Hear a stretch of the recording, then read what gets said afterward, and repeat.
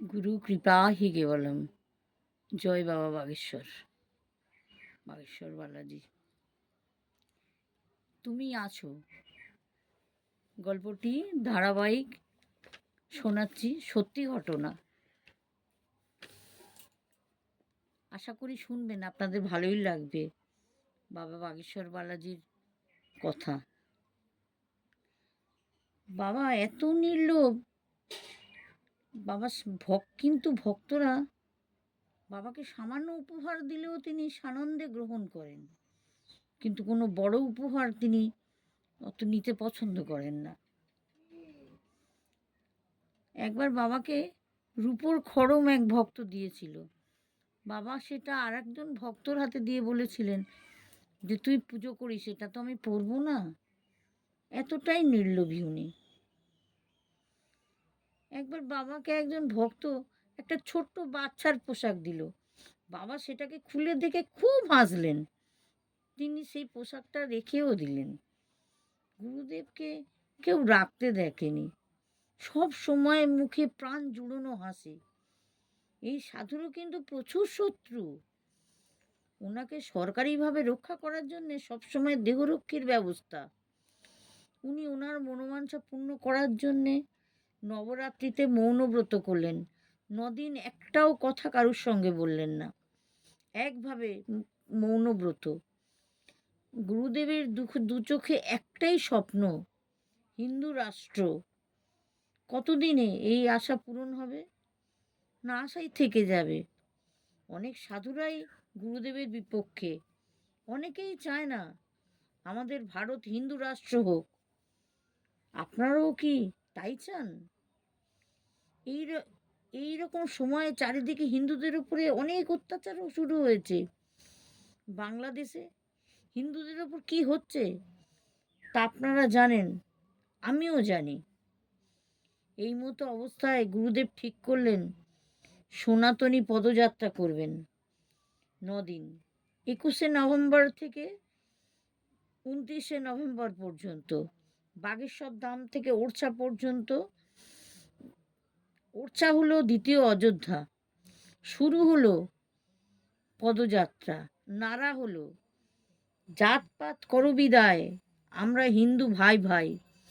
অগণিত মানুষ পদযাত্রায় সামিল হলো। কারো কোনো কষ্ট গায়েই লাগলো না। দেশ বিদেশ থেকে অগণিত আবাল বৃদ্ধ বনিতা যোগদান করলো। এমনকি হুইল চেয়ারে করেও মানুষ এগিয়ে এলো। গুরুদেবের চরণ দুখানি ফোসকা পড়ে ঘা হয়ে গেল। ভক্তরা চিকিৎসা করে পট্টি করে বেঁধে দিল। ওনার ওই অবস্থাতেও এতটুকু ক্লান্তি নেই। চোখে সারা ভারতের স্বপ্ন, হিন্দু রাষ্ট্র। বীর শিবাজী বলেছিলেন স্বরাজ চাই, ইনি বলছেন স্বরাষ্ট্র চাই। জানেন, কোনো মানুষরা হাঁটার রাস্তাতে কাঁচের টুকরো বিছিয়ে দিল যাতে হাঁটা বন্ধ হয়ে যায়, পায়ে রক্তে রঞ্জিত হয়ে যাক, কিন্তু তা তো হবার নয়। ইনি তো বাগেশ্বর বাবা। ভক্তদের চোখে পড়ে গেল ঠিক। মা বোনেরা 2 ঘন্টা ধরে একটা একটা করে কাঁচের টুকরো বাঁচলো। হেরে গেল দুষ্টের দলেরা। মনের ভয়ঙ্কর ইচ্ছা অপূর্ণই রয়ে গেল।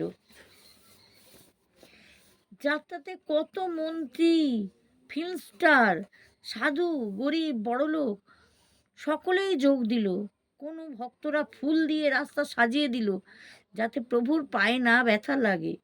রাস্তায় রাস্তায় আরতি করতে লাগলো। তৈরি হলো দৃষ্টান্তমূলক পদযাত্রা। এর আগে কখনো একসঙ্গে এত মানুষ হাঁটতে দেখেছে বলে আমার তো মনে হয় না। আমি তো দেখিনি। আপনারা কেউ কি দেখেছেন? এই পদযাত্রা শেষ হতে না হতেই আবার সিদ্ধান্ত হয়ে গেল 25 সালে আবার হবে।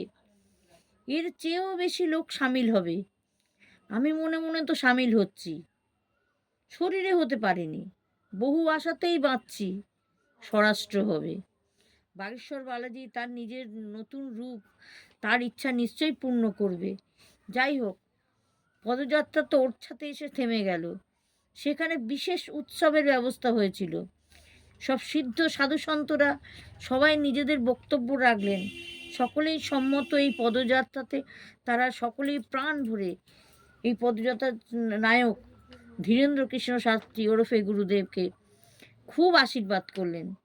ওনার ইচ্ছা নিজ গুরুদেব শ্রী শ্রী রাম ভদ্রাচার্য তুলসী প্রসাদীশ্বর উনি খুব আদর করলেন শিষ্য ধীরেন্দ্র কৃষ্ণ শাস্ত্রীকে।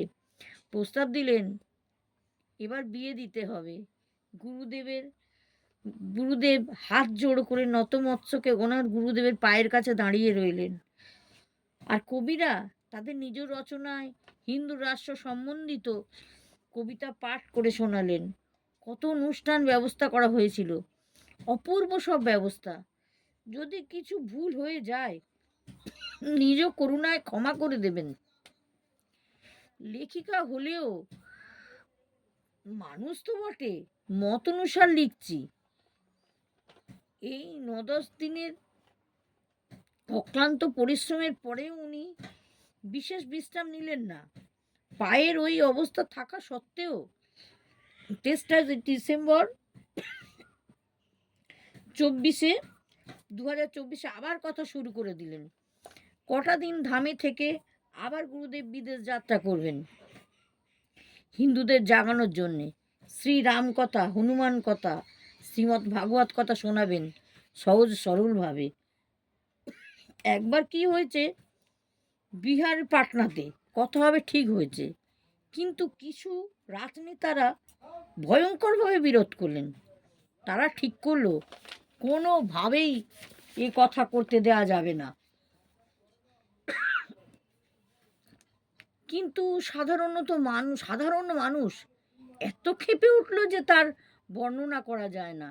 তারা চাইল বাবা আসবে, কথা হবে। জনসাধারণ রুখে দাঁড়ালো। তারা জানালো দেখি কি করে কথা বন্ধ হয়। আশ্চর্য বিষয় এই যে ওই কথাতে 4 লক্ষেরও বেশি লোক সমাবেশ হলো। বাবা তার কথাতে বারংবার বললেন, যে যার বাড়িতে বসে টিভিতে কথা দেখো, ভীষণ ভিড়, আর এসো না কিন্তু। কে শোনে কার কথা? 3খানা বিশাল বড় বড় প্যান্ডাল ভর্তি হয়ে গেল, বাইরে অগণিত মানুষের ঢল। বাবা ডঙ্কা বাজিয়ে কথা করলেন। বাবা তার কথাতে ভক্তদের খুব করে কথা শোনাতেন। এবারেও বললেন হনুমানজির অসম্ভব কৃপার কথা। আপনারা অনেকেই হয়তো জানেন যে চিত্রকূটে ভগবান রাম 12 বছর ছিলেন তার বনবাসকালে। ওই চিত্রকূটের কাছে কর্দম ঋষি পুত্রী মাতা অনুসূয়ার আশ্রম, যিনি তার সতীত্বের প্রভাবে স্বয়ং ব্রহ্মা বিষ্ণু মহেশ এই 3 জনকেই 6 মাসের বাচ্চা করে দিয়েছিলেন। সেটা কি, কেন, কি কারণ, অত ব্যাখ্যাতে আমি যাচ্ছি না। ওই আশ্রমের কাছে একটা নদী বয়ে গেছে যার নাম মন্দাকিনী। নমস্কার শ্রোতা বন্ধুরা, আজ এই পর্যন্ত। আগামী কথায় আবার বাকি কথা আপনাদের শোনানোর আমি চেষ্টা করব।